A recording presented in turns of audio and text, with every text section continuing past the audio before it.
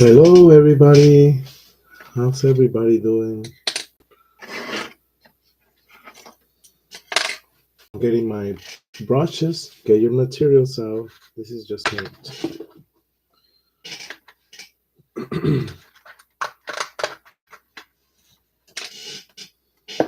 So I got my watercolor paper. I got my watercolors paints. My brush. I got my water out of range, but I got 2 cups of water. And I have some tissue around me. It could be napkins or paper towels.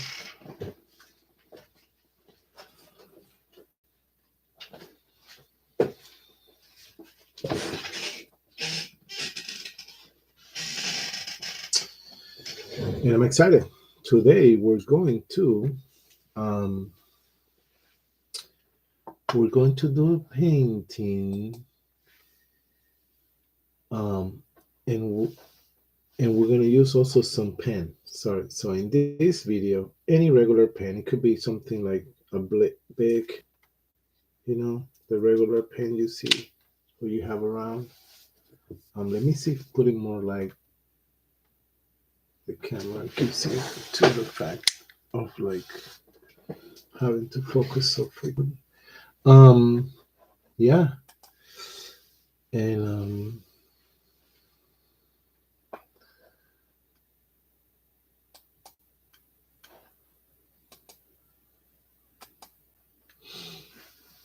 we'll do painting, and I'm thinking on the order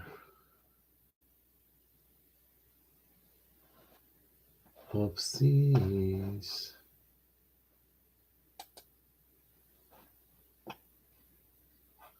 I can actually draw a little bit of it beforehand. You know what I mean? So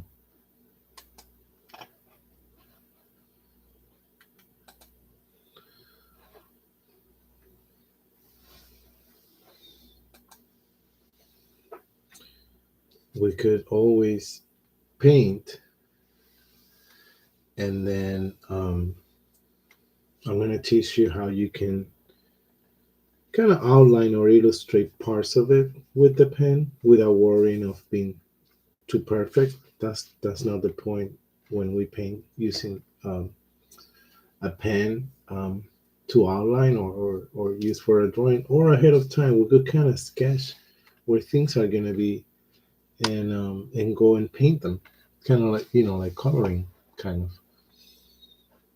All right. Um,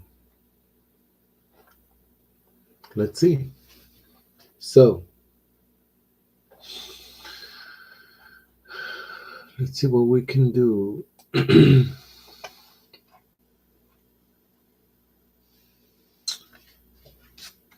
We're going to the week together. We're going to paint kind of like an outside green area, foresty thing, and put a structure in it, very simple. But I want to emphasize that the defining with the pen is an extra aspect, and you should be aware ahead of time if you're going to do it.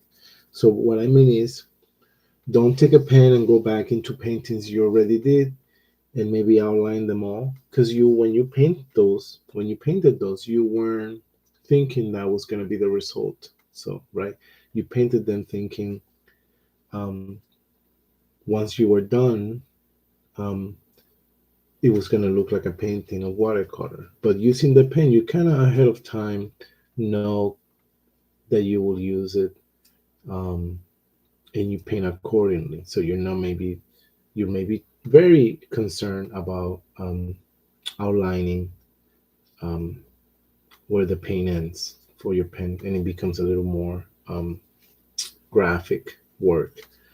Or you may not be concerned of that, and doesn't matter if the pen you'll see, because we're gonna do it that way, doesn't really matches the outline of the paint. So with my pen, not a pencil, and I'm not worried about having to erase because with the pen, right, we're not concerned with that. Um, we're gonna draw what we're gonna paint overall. There's more things we're gonna put in that we may not draw with the pen, but the main thing. Okay, so let's get started. And I'm making this out of the top of my head, but let's think in the half left of the paper, and we're holding the paper horizontally. You see, this is 8.5, sorry, by 11. Um, Towards this left side of it, we're right in the middle, about here, lower middle. We're gonna do like a rectangle, and you usually know, and you see how it's very vague.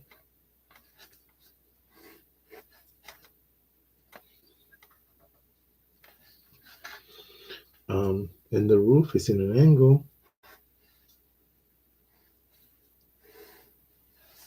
You see how I'm not completing my lines yet? Maybe afterwards. So I put another kind of rectangle, trapezoid, I believe. No, trapezoid is the one that angles go in. Maybe rhombo, but um, in an angle. So it's not a rectangle. Rectangles size have to be different, right? But they have to still be 90 degrees. So this is not 90 degrees. Um, but so I do that, and here I do just one coming down, and here I have a triangle. So I come down, and that's my roof here.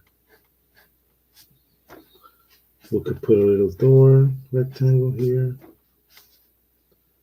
maybe two windows. This is very simple. So the windows will be kind of squarey type looking. So you see how we know where things are by drawing them. I'm not too much worried about the bottom here of the house. We might have things in paint that will cover that. Um, but let's check this out. Let's do what maybe a tree behind the house.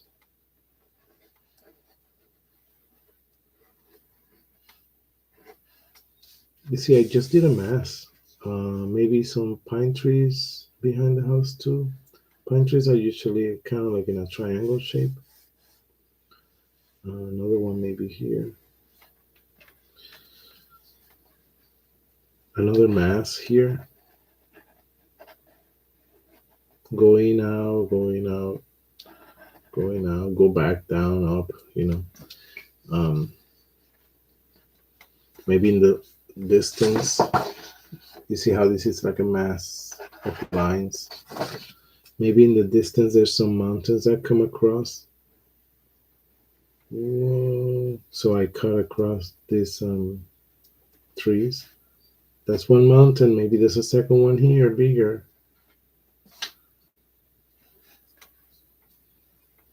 And one behind this one. But you see how I came up. Sorry, I did not drew over the what I already drew as trees. Perfect. And down here we could do, maybe we done excuse me, this design before, but a string with a little very backwards, or not backwards, I was gonna say backwards letter S, but we could say it's the letter Z, right? So it's a zigzag, but it's kind of curvy here. You see zigzag. But now the next zigzag, we're gonna keep it closer when we start and expand it as it comes out. So close, expand. You see that I kept a distance as I kept on growing on it. So it's a letter Z, so Z, and another letter C, but here is closer, and as it comes down, it widens, and that creates illusions that as it's going away, in the distance it comes closer, because it's so lines come closer in the distance. and as it comes closer to us, it widens, um, for a little perspective. Yeah, so this is it. So when I did the bushes, I know it may be confusing, but you could do up, bumpy lines. The whole point is to be random and up and down and in and out. You know, the pine trees were very thin triangles. That as I was doing them, I also moved my pen in zigzag here. I did two, and then this mass. You could always add to it, but it's another mass of a tree behind the house. And this helps us when we paint. I'm not touching too much of here in front of the house, the grass. Um, but we could get started to paint, and then at the end, which we chose, but I know we're going to use the pen again. Um, but in when you do your own paintings, you do something like this. The pen is going to be seen, but you have to make the call of, am I going to go back with my pen and emphasize the darkness of the pen line. So when we're using pen, and you may want a white pen and not a pencil, pen, it's just darker. It's just, it's ink, so it's going to have a, um, pencil is pleasant too. Pencil, when you draw with pencil and you do a drawing, it's very pleasant because it's all drawing. But when you mix pencil and paint, usually the paint overcomes the pencil, right? It's more opaque, it's more stronger, more colorful.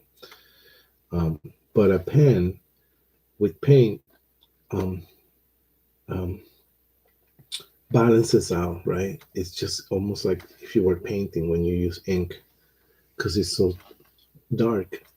Um, so it combines better with when you paint, and it's more a little pleasing to the eye because you define things better. It's more graphic. When I say graphic, I mean, um, designs or ways of illustrating that are, kind of graphical, something that could be printed, or or like the distinguishedness of colors may be more sharp. So that's what I mean by, a little more graphic. Let's get started with, we could take it step by step from the back forward. As we have learned, we got to build up, right? And in this case, we're lucky that as you build, you also go down. So you do the sky, then you do the mountains, then you do the trees, then you do the house, then you do the grass, because they're layered like that.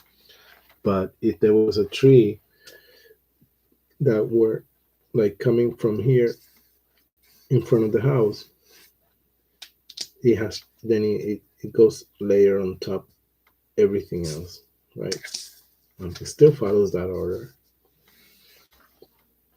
So remember when we something of, I won't say easy things to do in watercolor, but something you should already be familiar with is, the skies, by, doing skies where, yes, you paint the sky blue, but you leave gaps of the paper to represent clouds. So you carefully, you're painting your blue, yes, but you leave gaps of, white paint. Sorry, white paint. White paper,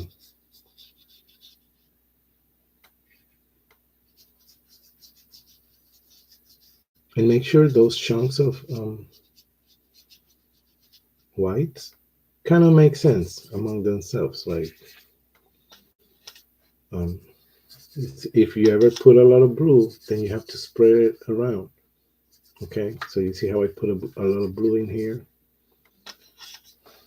Then I clean my brush, and I just use plain water for the,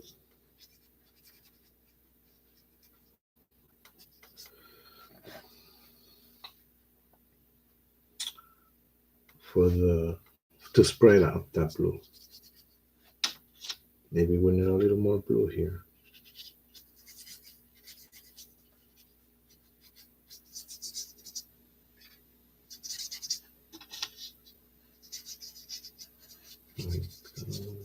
There you go.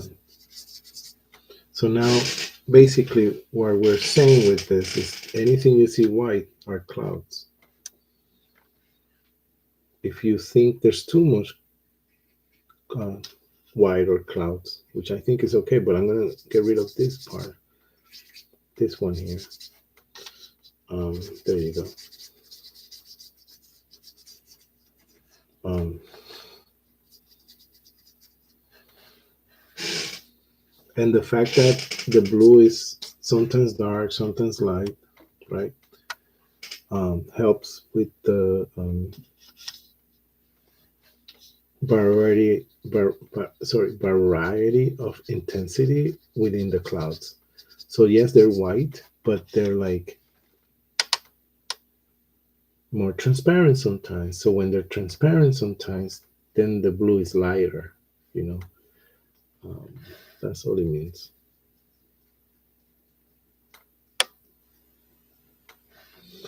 Great. So that was the sky. You see, now we're gonna move up to the mountains, which are also gonna be light, and we can do blue,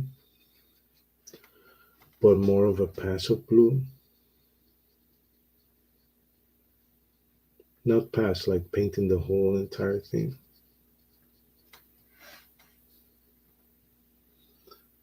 Um,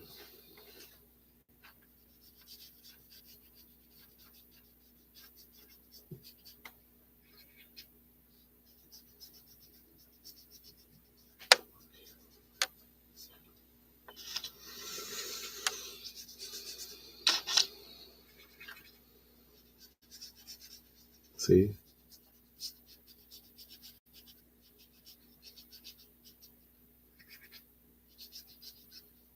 and I get in here where I drew and define, and then make sure you spread when you paint, you moving your brush, so you're spreading that color in a way where you're not emphasizing too much the way your brush kind of move around. It's all kind of because the brush create lines, um, and you're moving the color around. So you see, now this mountain. So you see how this one is very light. This one is a little darker blue. So the next one will have a little tone of green. It will be blue. Don't get me wrong, but I'm gonna mix it with somewhat green.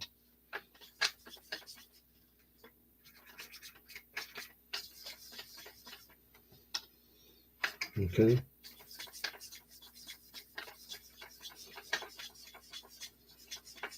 Let's see. See, it's a little more greenish. Maybe it's the same darkness as this one here, but it has a little green tone, which distinguishes it among the others. And when I say this feels like we're coloring, like a coloring book, it's because we already defined where things are, and it's an outline. It's like you're filling up the outline. So you see, even though I move my brush up and down this time, I then change the angle to spread differently the brush.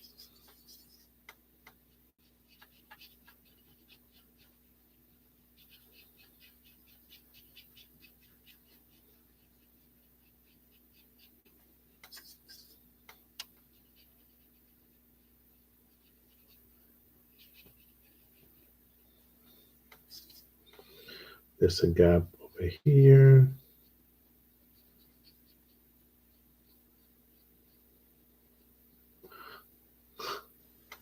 and over here.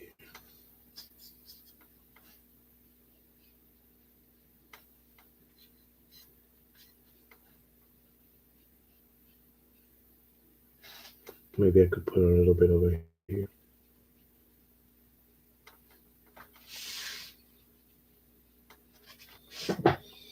Oh, and over here, yeah. So this should continue down over here.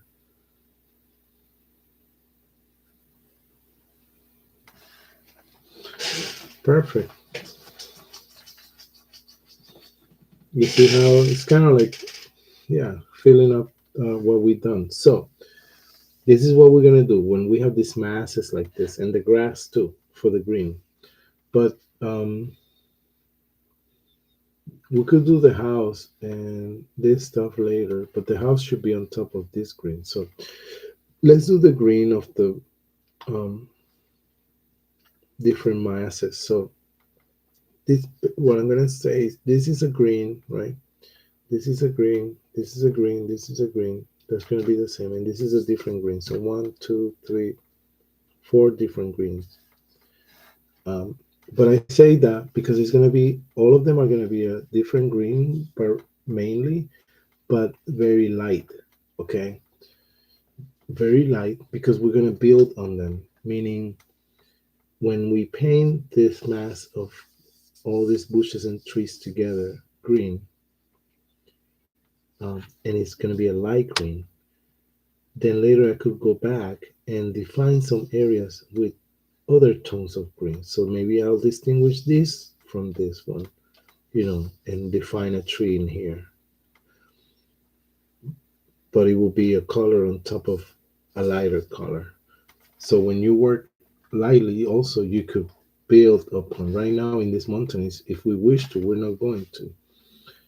We could put other patches of colors, because it's pretty light overall. So let's start with this. Sorry, with this tree here. Um, I'll clean my brush and I'm gonna do an actual green.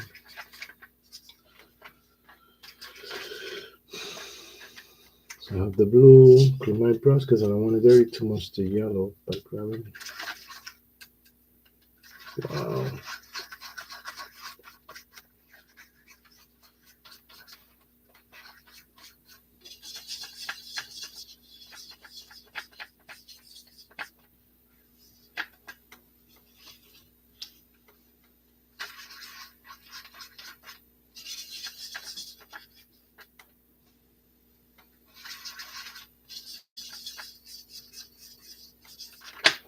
All right, I got it. I made the green with yellow and blue, and that's pretty dark. If you feel it's really dark, that's fine. You could put it down and then get water to make it lighter.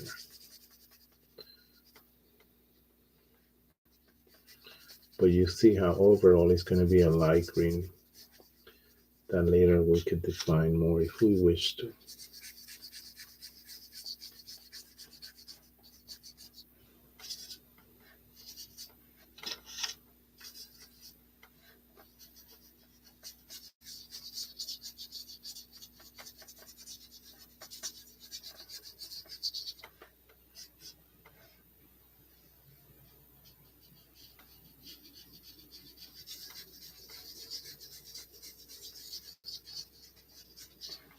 Okay, that's one mask. So in this one, next one, I'm going to probably add much more yellow. See, it's more yellowish, this one. And I just added a bunch of water to really make it thinner. Ta-da.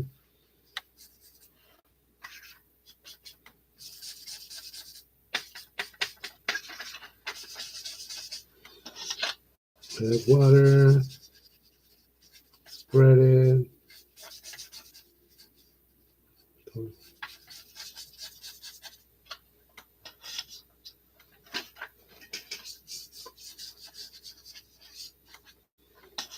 More here.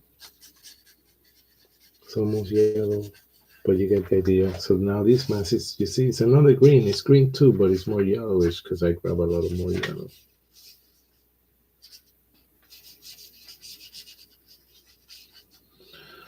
Okay, and then maybe this one, the pine trees will be green that came on our kit. But again, we're keeping it light.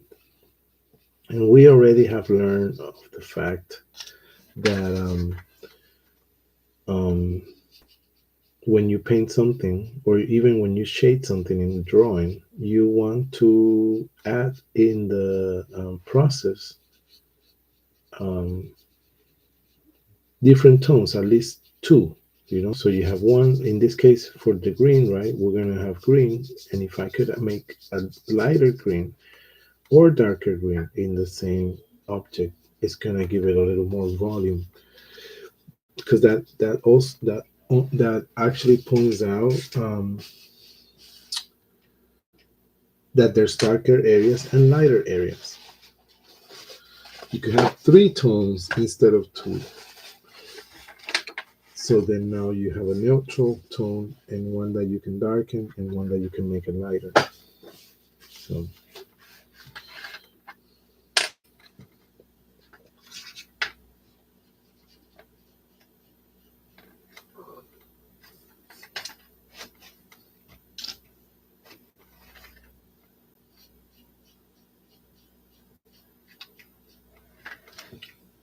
all right, you see what we mean?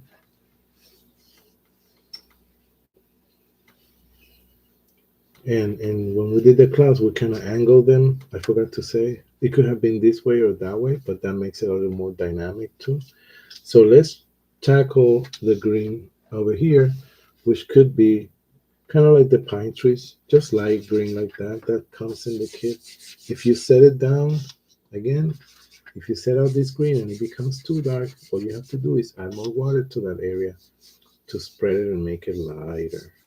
So I'm making this green lighter by controlling the amount of water.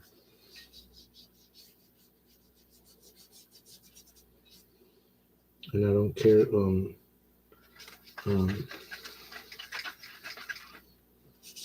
see if it's too dark like that, then the next time I add water to spread it.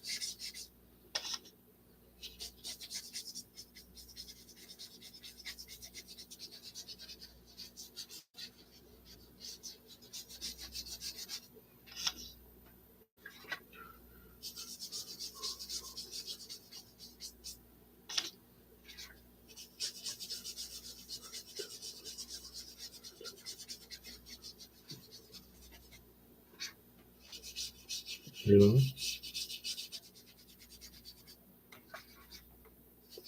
back here,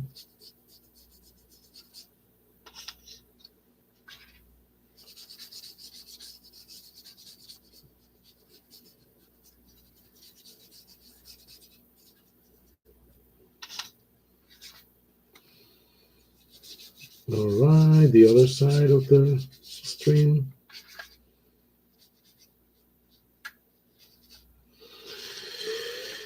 Okay, you see,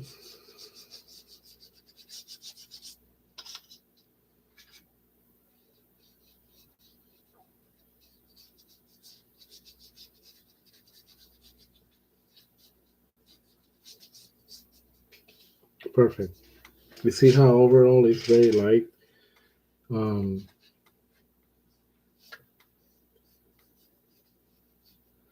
um, we could do this stream with light blue. So with this blue that I just put down, it's dark enough that all I have to do is forget about pigment and add water to light it up as much as I can. If it's still too dark, what we do is that we pick up some of the pigment. But I don't think we're gonna have to. Well, I don't think I will have to. I'm spreading it good enough to be able to keep it lighter. One thing I wanted to say also is as we're working, you see in the entire paper, a cool thing that's going on is the different parts are getting dry. So our sky got dry, our mountains got dry as we work these other areas.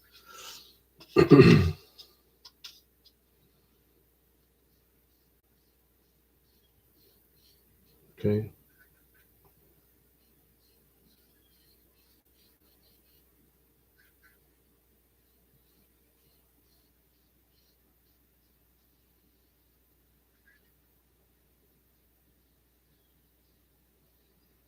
I make the end of it maybe a little darker, but that was just for reasons of making sure that it's visible.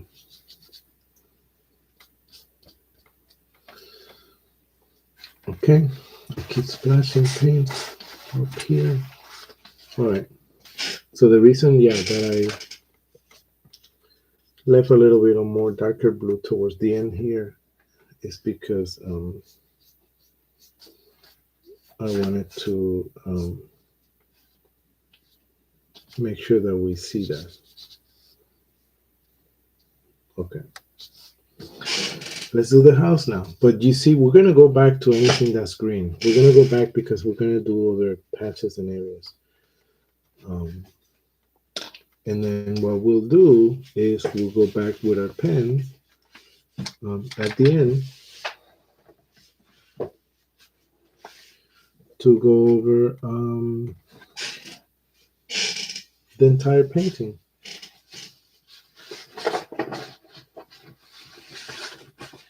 Okay.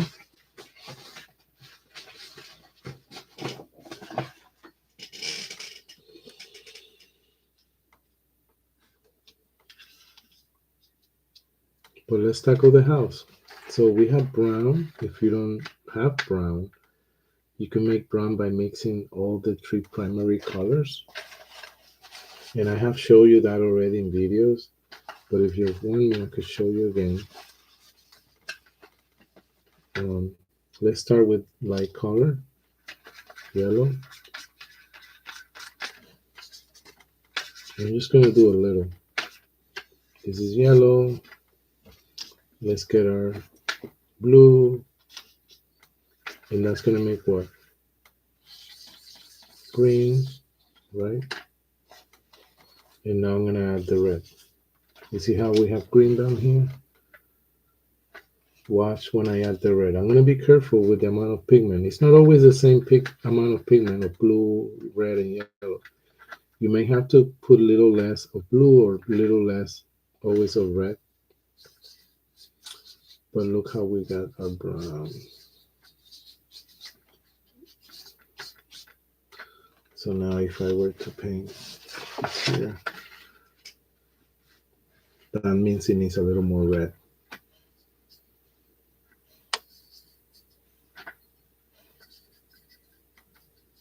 Our brown is red. Oh, that's a little better. It's a little purpley, but maybe it needs a little yellow. And you look until you get it. I think I got it.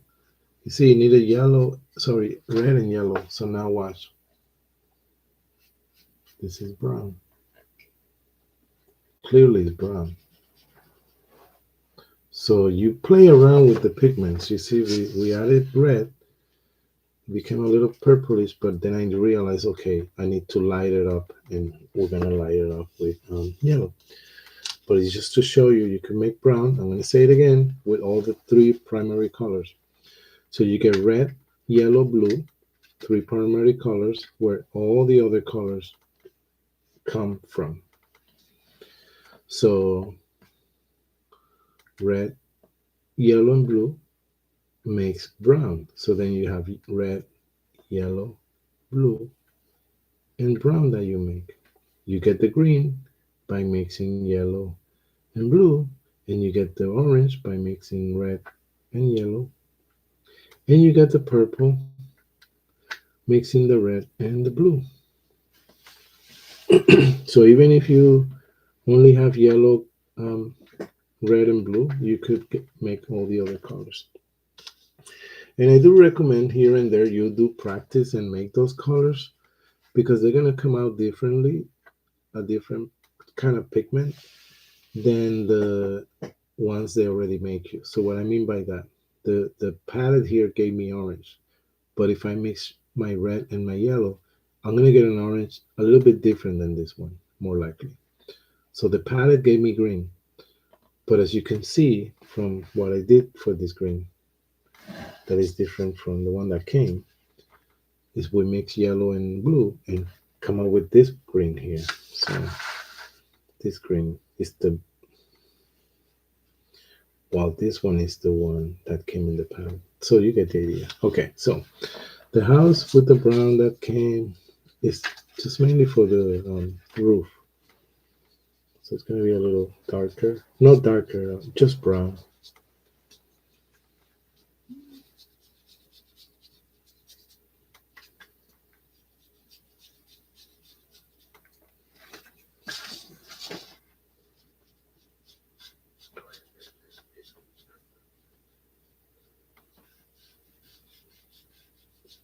Ta-dum, ta-dum.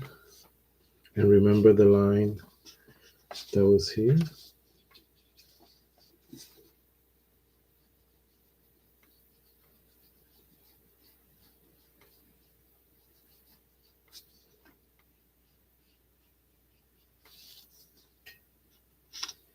You know?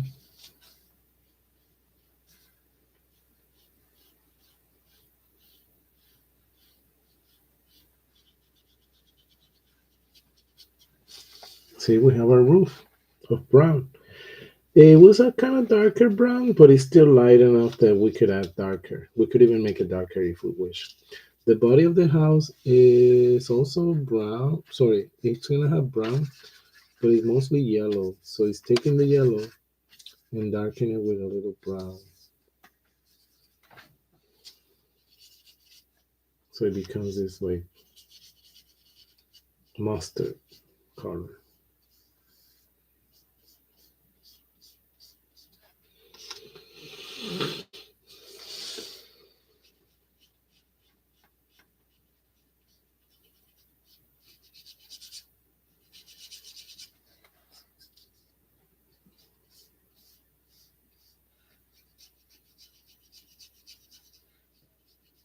Yeah. So you see? All right. So maybe the front of the house is even lighter. So we need to distinguish from this side to this side.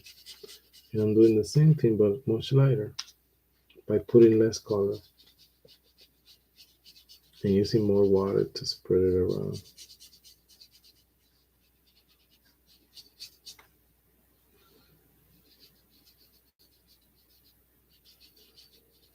Okay, the door can go back to be this color. Let's see.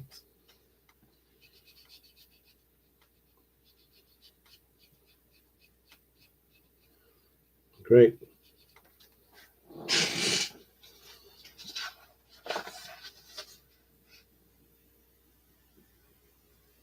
So we distinguish between this side and sorry, this side lighter and this side. But did you see how this side lighter is the same color? It's just I put a little bit of color and I put a little water to spread it out so it became lighter.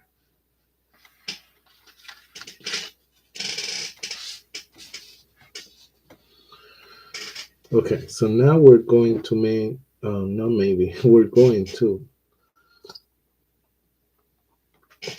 we have two more steps for everything. We have to add different tones of colors and things in our masses, and then with the pen, we're going to distinguish more of the outline of things.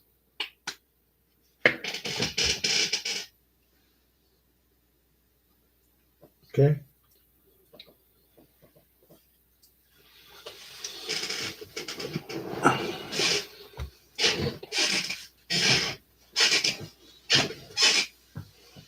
So let's start with the tree that's back here.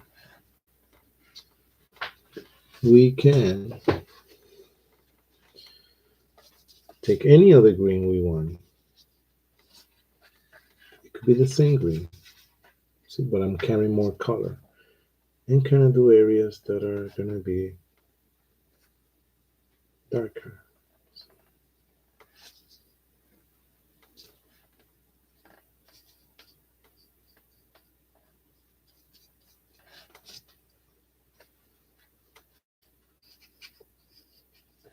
It's a patch there, maybe a patch here. I'm going to emphasize darkness towards the middle center here, because when you think about it, that's where the tree just shade right on there right away.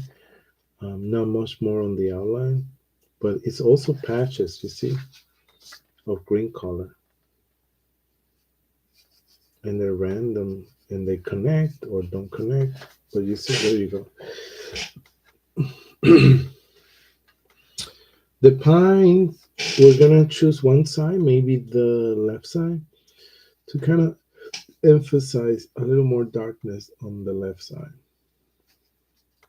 And when we come towards the right side, we keep it edgy, like bumpy, like this. What that gives us is the illusion that light is coming from the right side, and it's because pine trees, in that randomness, they do keep a certain symmetry in the fact that they're like a triangle and also kind of like shape, right? It's like a cone. Um, you could be softer in the mix in the balance between the lighter to the dark.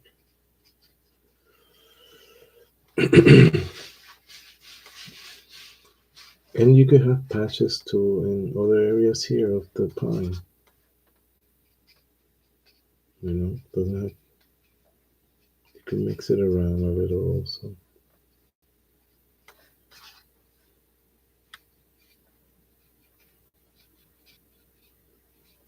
And let's do the bottom a little darker, because again, like I said earlier, the bottom sometimes holds shade. There you go. Maybe the tip is darker.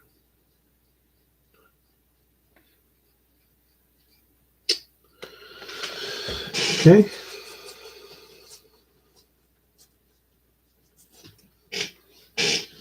All right. So here, I could add maybe yellow highlights later, but for now, let's use some of the green I have here already dried up. And here we're going to get in the bottom and do patches too, but coming from the bottom. And what that does, it, like I said earlier, it kind of represents shade, or not something hiding, but the areas where the tree or the group of trees um, are casting shadow at the bottom, not on the floor, among their mass.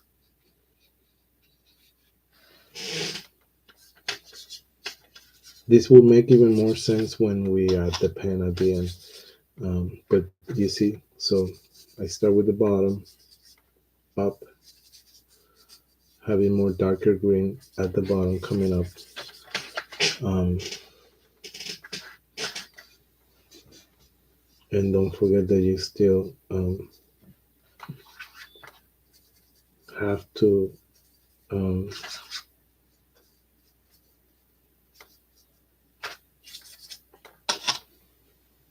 you still have to put a little bit of the same thing here and there, all around. So over here, over on the top too, a little bit of the edges. Maybe this connects here. When your brush is getting dry, get paint. So you get water to wet it. Um,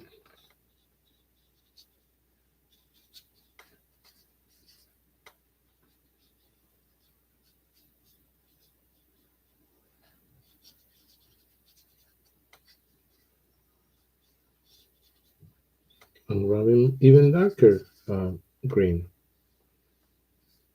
and putting it as another layer in between the one that's already darker. So it's almost like, see, like,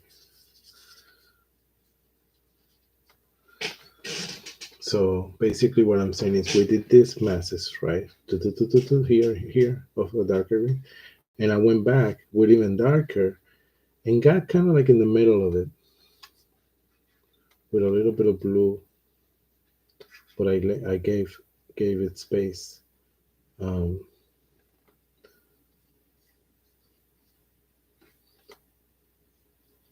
you know,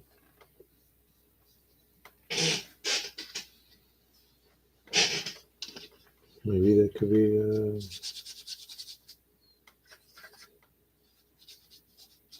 more lighter, massy area.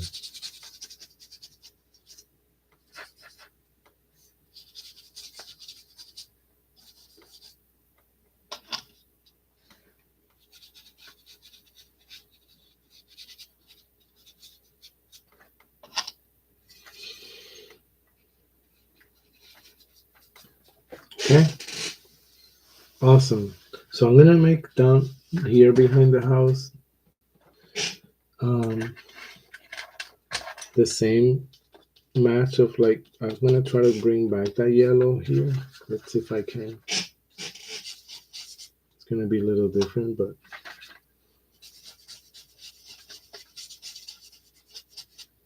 I'm gonna make this area all kind of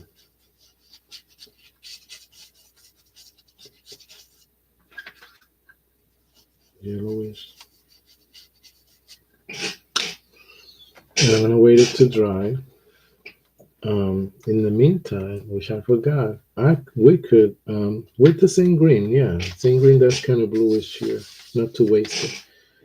Make a line here under the roof here in the house, and that what represents is a shadow, a shade, maybe back here in the house too. It's like as if the roof was casting a shadow onto the house, and then we can with darker brown. I'm not gonna even clean the brush because brown is dark enough that we'll cover that. Fill in the windows. Forgot about that. And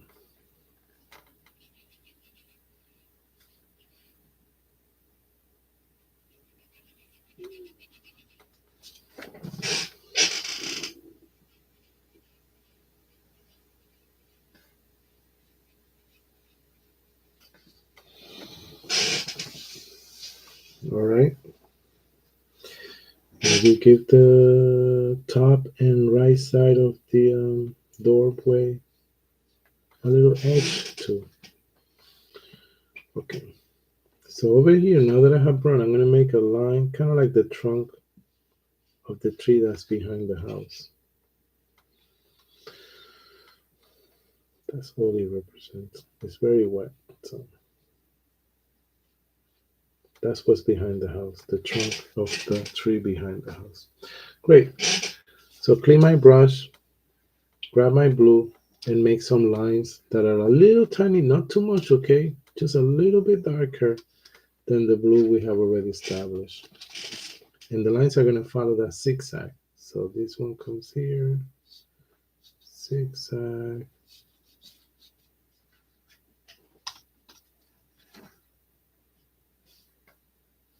If it's too dark, then you water it down.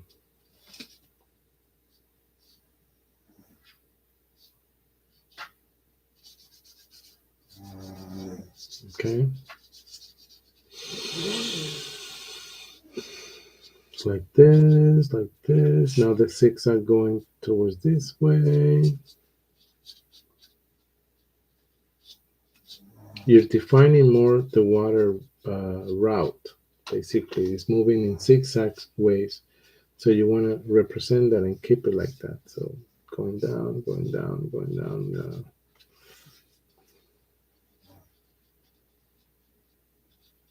Okay.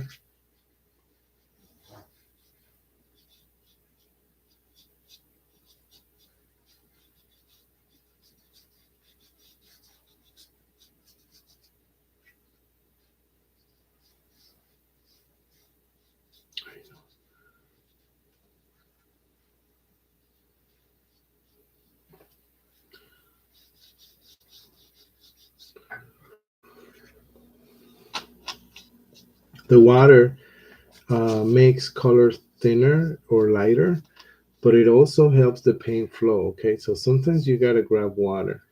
just because your brush is dry and it's not allowing you to spread the paint. Okay.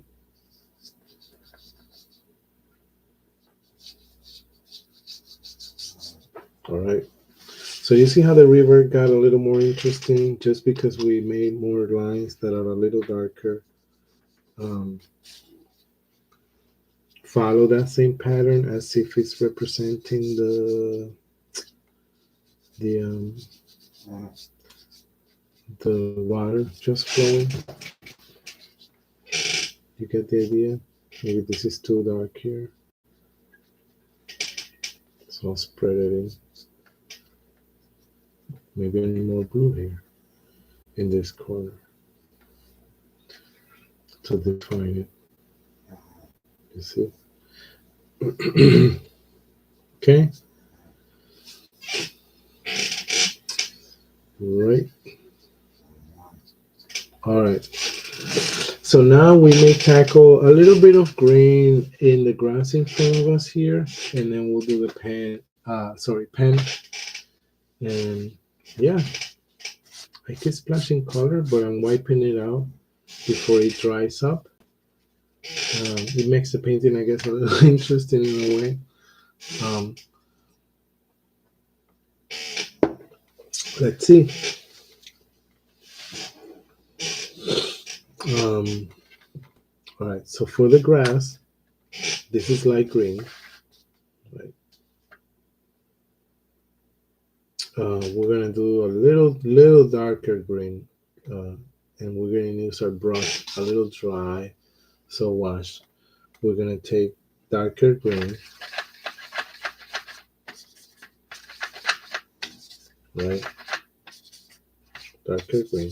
And the way you dry your brush is literally you tap it maybe a little bit on a tissue, and it's lighter.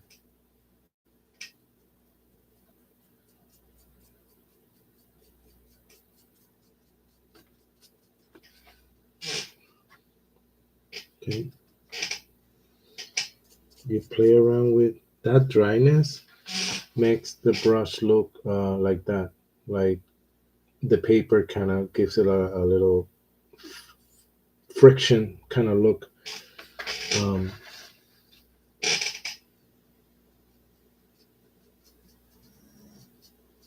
because if it were too wet, then it was more distinguished the color. And I'm pressing down my brush too, so as it dries. Um,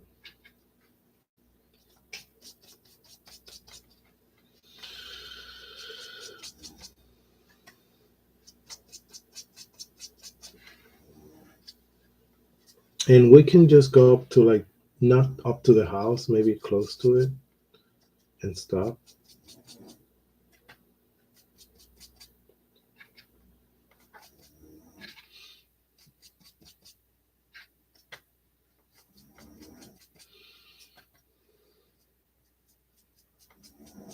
Okay, let's go up. Let's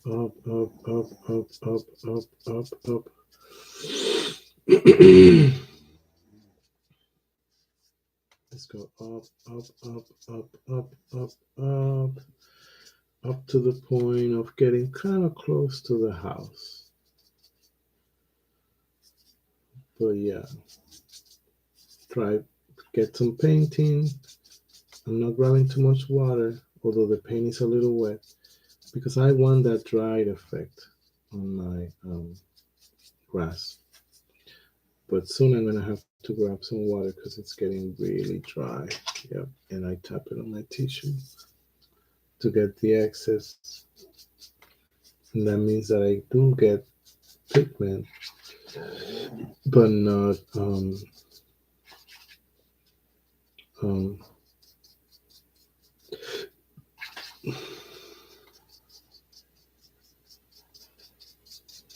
yep.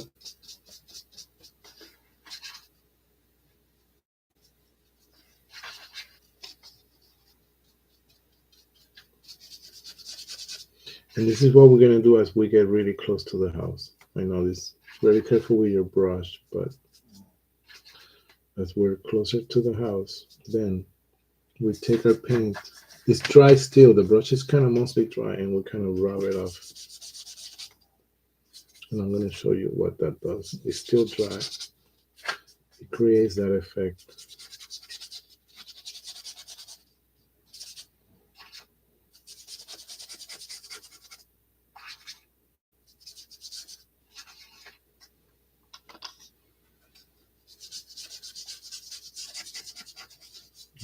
If anything gets really too emphasized, sorry, to pronounce, you could always, with a little bit of water, blow it away. So if you see any spot that is really dark, the green, you're like, that's too dark. What I'm doing now is with a little bit of wetness, toning down that very strong darkness. Okay. And here I want to maybe blend in all this green. Oh, okay. Ta-da-da.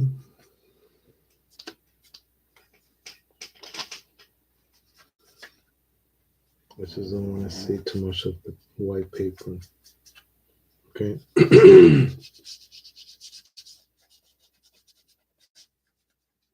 Okay. Look at that. You see? I'm going to bring it very close so you can see the close up. You see how it starts being dry? But at the top here, I just rubbed the whole entire brush up here.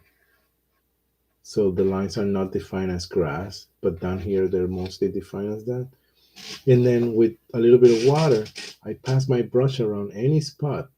You see, like here, here, here, that is very pronounced as dark green. I tone it down with a little bit of water over the green. You see, it looks like grass because our brush was dry, basically. The lines of the blue in the river are following that pattern of zigzag. So that's the second tone that I said. So you got the light blue of the water, and then you got the second tone, which is darker blue. All right. Um, and yeah, it just creates highlights, and it's a different type of tone of blue. All right. Um, oh, I splashed. All right. So, oh, the other side over here, I forgot. Let me see.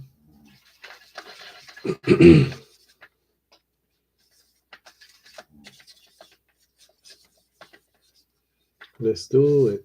So dry my brush. You see, I wet it, but then I went in my tissue here and have to grab the pigment again and see how. No, it's very wet. So more pigment, less water, more pigment.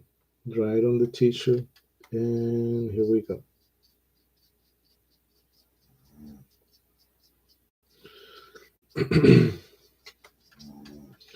We're gonna splash it, splash it, splash it, splash it. Um,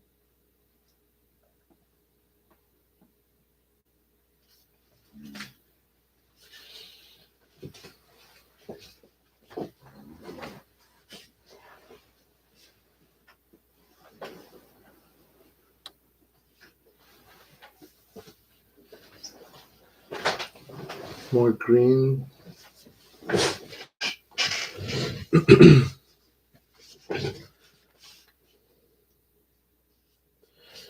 um, on the side. And you could also do it where it's wet, it's a darker pigment.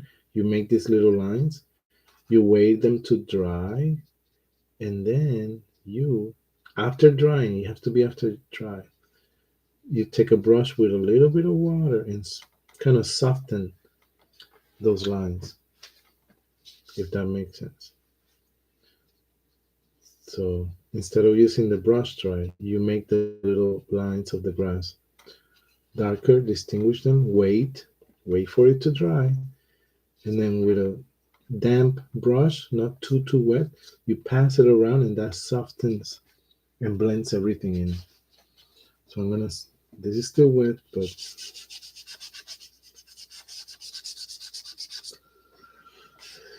okay, this back here behind the house may have dried already. More likely, yes, I can see. I have to do the blue of the mountain back here too. Sorry. So my brush may be too green, but I have to do blue here behind the house. Sorry, the tree that's behind the house.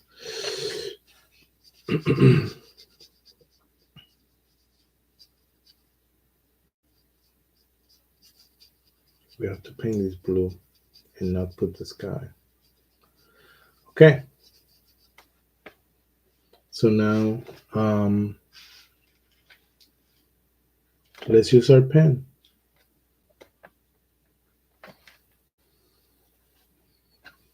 So with our pen, we're going to go back and define things a little more.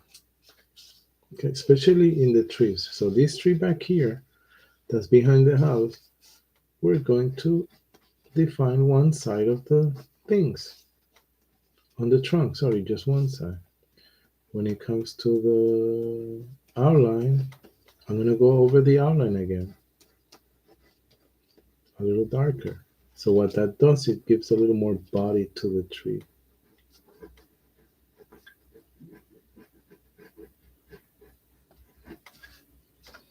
See, it becomes a little more defined. I could also go over the green that's darker. So things become a little more, like I said earlier, graphic.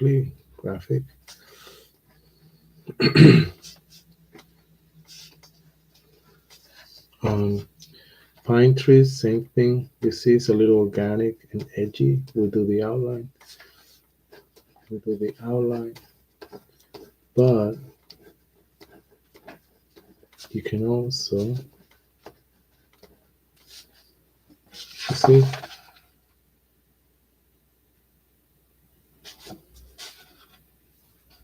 how I'm doing the outline. It's your choice if you want to get in with the pen to define these parts.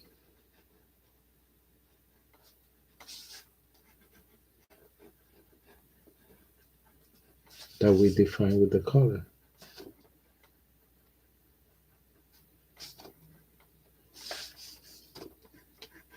You know? So basically the house, look, I'm defining again the areas. The darker of the roof. But it's our choice, which I'm going to do it, to define, let's see, the shades. So there was shade here,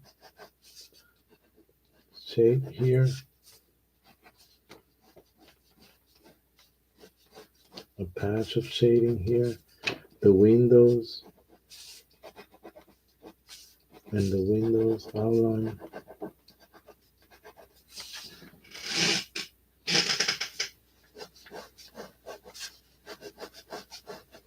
The door, and the door outline. You understand? Here we could do the outline here in the bushes. Not bushes, like the massive tree here. It's gonna get more outline. And do many lines if you want. So the many lines create a little more dynamic aspect of it too. And now let's get it on the inside. So look, I'm defining.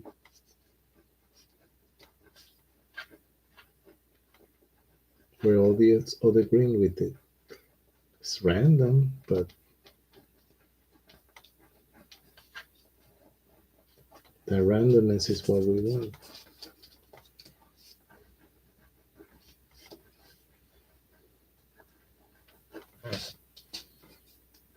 So these patches of green, I'm outlining them. Because that's what I see. Maybe the lighter ones. And by that we create forms because now there's an outline of something that is colored different than the rest. So that creates a form. A form has to have an outline but also more likely has a different tone or color than what surrounds it. If he has the outline and it's the same color, you still can see it with the outline, distinguished from what's around it. But more likely, it will have another tone or color. So if he has the outline and the color, like in these cases, then it becomes a whole different kind of mass or thing. You can take the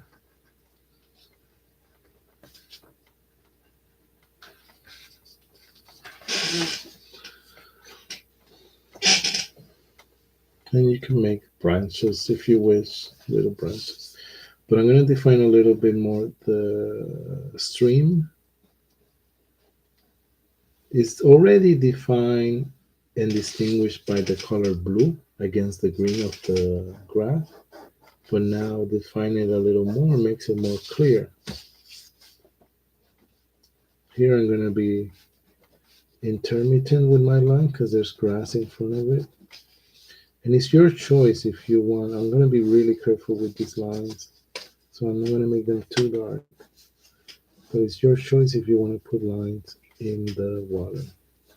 The lines have to follow the same zigzag that we did, okay? But it's your choice if you want to make those lines. Just make sure they're not too dark.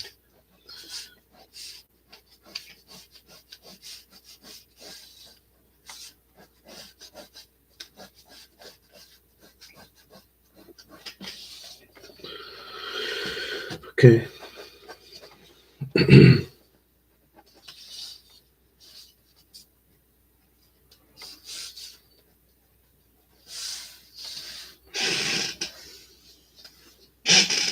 I'm going to follow this line of this mountain that goes up, down, behind the tree, down, maybe about here. And maybe this mountain's down here, goes up to here. So it has to be lighter. So I take a clean brush and kind of take some of this blue away to make it lighter. And add more blue for this one. Oop, that's a lot of blue. So then I clean my brush and I just spread that blue.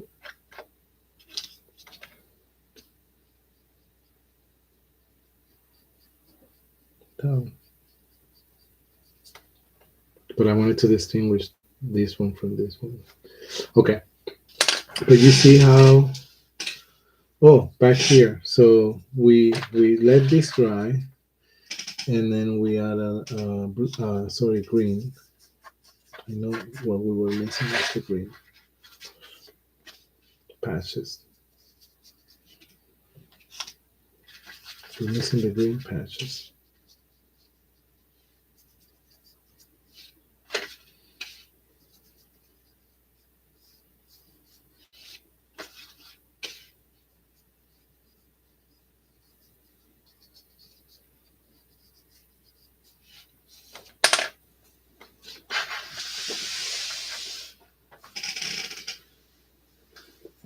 Okay. And we're gonna have to wait for this to dry a little so I could go over with my pen, but just a little, because the pen won't get affected by the water as much as if it was paint. All right, and it's another of our choices if we want to kind of play around a little bit with the grass here by making some areas darker than others, but I'm gonna leave it like this and sign it, and this will be our work. So before I get back here with my pen, I'm myself gonna clean all my brushes, but you don't worry because I'm going to show the painting in a close-up and take my time slowly. But as I always say, this is a video, so I encourage you to go back, pause it where you need to pause it to catch up. I know I go sometimes a little faster, but you could ask always to pause the video or go back, or if there was a distraction, see that section again.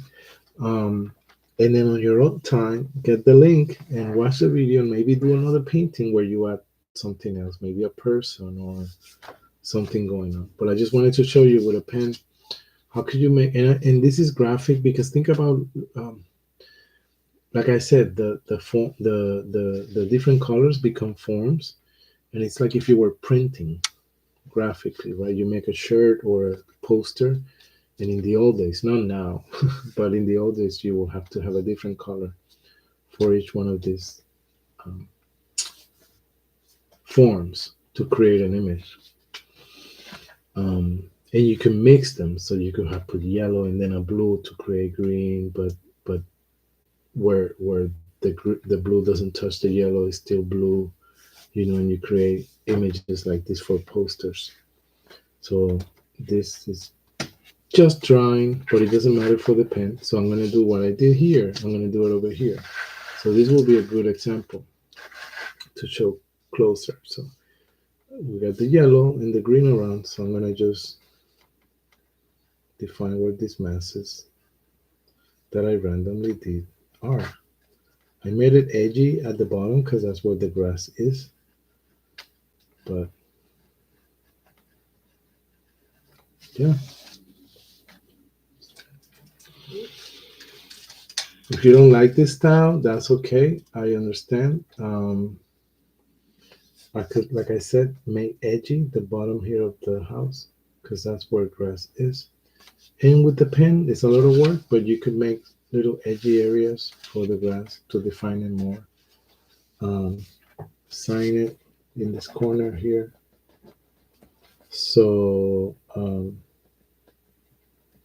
signatures should be visible, but not uh, interrupt or be an obstacle to the overall painting.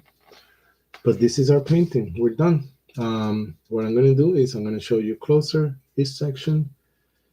Um, and yeah, exciting. So let's start with the sky, which is very loose. It doesn't have pen. So that's the other thing. Okay, I forgot to mention. All of this is kind of outlined here in the middle. Not that much in the grass, right? We leave it loose, but not at all in the sky. We could easily use our pen to define our clouds too. But the fact that we don't do that makes the sky even more ethereal, more uh, thin, transparent, uh, light, right? Intangible. Because these things up here, down here, sorry, are more chunky, more defined, more enclosed, more outlined. The sky is not outlined, and that gives it the sense of air. You cannot hold on to it or grab it, not even with an outline. The mountain starts to be outlined, but it wasn't really that strong. And yeah, as things build over and layer and get darker, then they get more outline. So this is our sky, starting from the top right. You see how the white paper left represents actually the cloud. So basically, what you're painting are not the clouds. You're painting the sky that's around the clouds. So it's like a game you need to be aware of. So I'm showing you only the clouds. Um, but think of the blue of the sky, which was just patches of paint that were light and built up. That blue in the sky is just paint, blue paint, that's patches. It's like a game of negative and positive. So this is what I mean by that. Usually in a painting, right, acrylic or anything, you will paint the clouds. So that's the positive. And usually the negative is the background. So the background is the blue sky. So in this case, when we painted, we did it the other way around. The positive was these blue patches, and the negative was the white paper left behind, which visually for us does the contrary, right? We actually see the clouds, which is the positive. It's a game. So basically, think of it as cutting something. So if I take a T-shirt, if I take something and I cut it, if I cut out a coupon, right, and then I take that coupon, that little square, and I glue it into a paper. The coupon is the positive, and the paper behind is the negative. Is what behind is the background. So in this case, again, I'm going to repeat myself. Usually, the blue sky is the background, and you paint the clouds. But we didn't do that. We left the paper alone, which is the clouds, the white of the clouds, and we painted the blue, which we made the blue be like the positive, the chunk that goes on top. But visually, when we look at it, that's not what we see, right? We see the sky blue as the background, not as the positive thing that we actually painted on top of the paper. Great. To define the clouds, we did the mountains and we outlined them. So here are the mountains. Just look at the mountains. You see how the line defining the mountains is a little lighter, and the blue. The blue was. Let me start with this one, very light blue, right here where my finger is pointing. Then the one on back here was a darker blue, and the one in front, bigger, was kind of like a greenish blue. It's still blue, but this one is greener than this one. Okay, and then we did this, and I'm going to talk overall of this patch of green with the other green, and the fact that later with the pen we went look and did this craziness that looks like patches, sorry, outlines, but the outlines follow the darker green. That's all it does. So the randomness of the green that I did, then I outline it. In the pine trees makes a little more sense because, like I said, we follow the fact that we emphasize darkness towards the left side, which represents kind of like a shadow or a shade. Come on, there you go. Takes a little while to focus. Then we did the house. And now, if you pause here, or if I hold it for time, you see how the house gets a little more solid or concrete feeling just because of the pen outline. So we color it, we knew where it was, and then we went back with the pen and we outlined even the shade. So even the shade was outlined. The bottom of it is a little more loose down here with the edgy. All that represents is grass, a little bit of it. Um, I'm not. So this is the house. I just wanna. It'd be nice if you pause it here to really take it in. What I mean when you outline something, it's a little more clear. I'm not entirely 100% maybe happy with the lines I did in the water. I should have been more softer on that. But you see how the water has lines too that follow that zigzag. But besides the lines of the pen, there was darker blue also represented in the lighter blue overall. And then there's the grass, which follows kind of like an angle. And again, all that does is just adds the makes things a little more dynamic. But that's it. Then I sign it. My last name and this 5/23, which is May 2023. Um, oh yeah, and it's 5/5/23. But that's the grass, which is like a light brush that has pigment, yes, but it's not too wet, so it's dry. So when you pass the brush, it makes those dry marks. Great. So I hope you enjoy. Keep painting. This is a kind of a little more solid and grounded watercolor. Watercolor usually is lighter. This becomes more solid and concrete just because we outline things. But I hope you understand and you see that it's an option. It's a style, basically. It's a style of maybe painting.